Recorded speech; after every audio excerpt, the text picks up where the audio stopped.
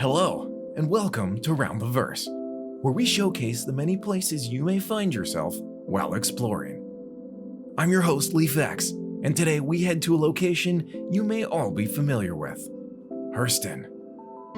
Surrounded by its 4 moons, Ariel, Aberdeen, Eta, and Magda, this planet has a lot of activity, albeit surrounded by controversy.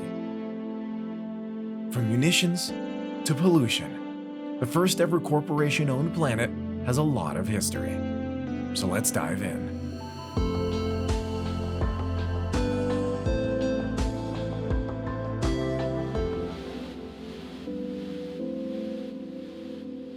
Let's start with those moons we mentioned.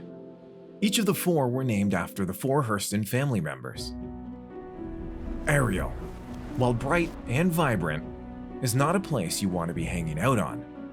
Named after the 3rd CEO of Hurston Dynamics, Ariel Hurston, this moon has an atmosphere toxic to humans. I guess it's appropriately named then, as Ariel is well known for creating the controversial life-labor style employee contract that suffocates any chance of getting away from Hurston.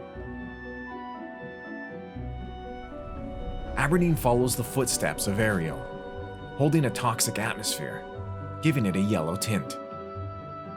On the surface, you'll find the haziness carries over as well. This Hurston satellite was named after Aberdeen Hurston, the designer of the company's first antimatter warhead. Eta switches things up a bit. While not as hazy as Ariel and Aberdeen, Eta will still want you to throw on a breathing apparatus, as its atmosphere is almost entirely nitrogen. It also beats the other 2 in looks, catching your eye with a blue surface, dabbed with a rust-like color. Hold on though, Eta has some winds that can knock you right off your feet. The moon was named after Eta Hurston, whose death came during the First Tevaran War. The Hurston family stated it was named thusly as a reminder of why the products Hurston Dynamics makes are so important. Blue, purple, and orange. You can see why Magda Hurston, the first CEO of Hurston, chose this one as her own. With a clear atmosphere, it's tempting to take your helmet off to get a better look at the beautiful blue hue the surface emanates. But don't fall victim to its allure. A mostly nitrogen atmosphere is going to make sure you don't get to look at it for too long. Now that you've had a glance at the surrounding satellites, let's take a closer look at Hurston itself.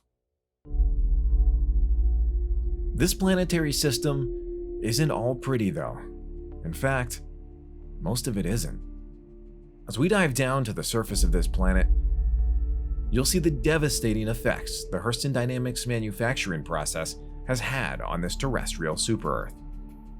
In just 50 years, Hurston Dynamics stripped this planet clean, altering its atmosphere and destroying most wildlife. We start with the beginning of the process. Strip mines show the scars on the surface of this planet, where materials for manufacturing were gathered. Of course, waste has to go somewhere. Hurston Dynamics didn't give much thought to it, throwing it just out of sight, meaning that it didn't exist for them. But it certainly exists for everything else that once lived here. While some of the land remains in livable condition, the question is, for how long?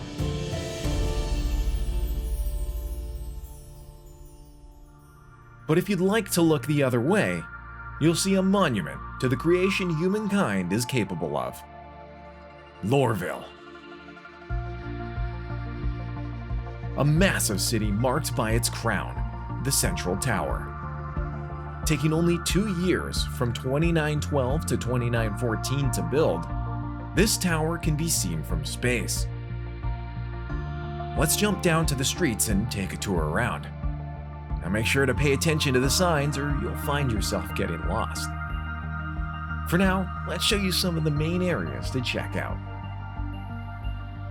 Tisa Spaceport is one of the busiest around, located right next to it is Central Tower, so I advise flying around for a bit and getting a good look. If you really wanted to see the divide in equality between the Hurston family and the Hurston inhabitants, take a ride over to the Central Business District. Here, we find the Hurston Dynamics headquarters, weapons showcase, transfers commodity exchange, and the Archibald Hurston Memorial Hall. But to really let it all drive home, take a moment to stare in awe at the momentous statues, before remembering that most workers' health continues to deteriorate due to this company's poor care for the planet. Liefx Square and Metro Center is where most new travelers find themselves, as it's the heart of most newcomers' needs. You have the food court, hospital, and of course, a clothing and armor shop. Alongside other amenities like the admin office or reclamation and disposal, most of your needs will be satisfied.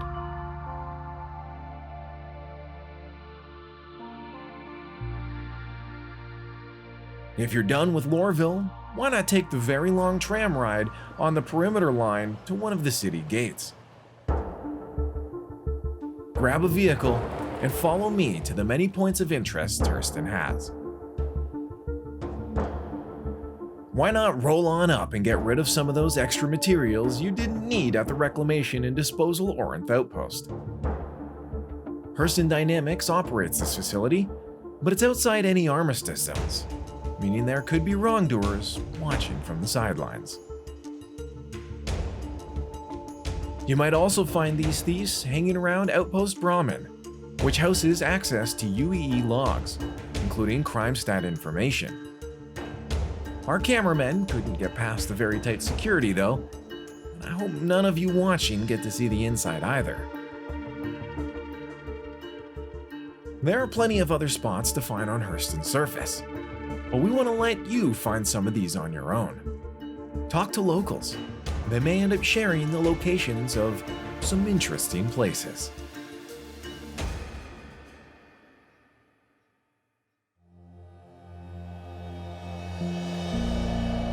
Hurston, a true testament to the power of humankind, for better or for worse. The ability to create so quickly, but also to destroy even faster.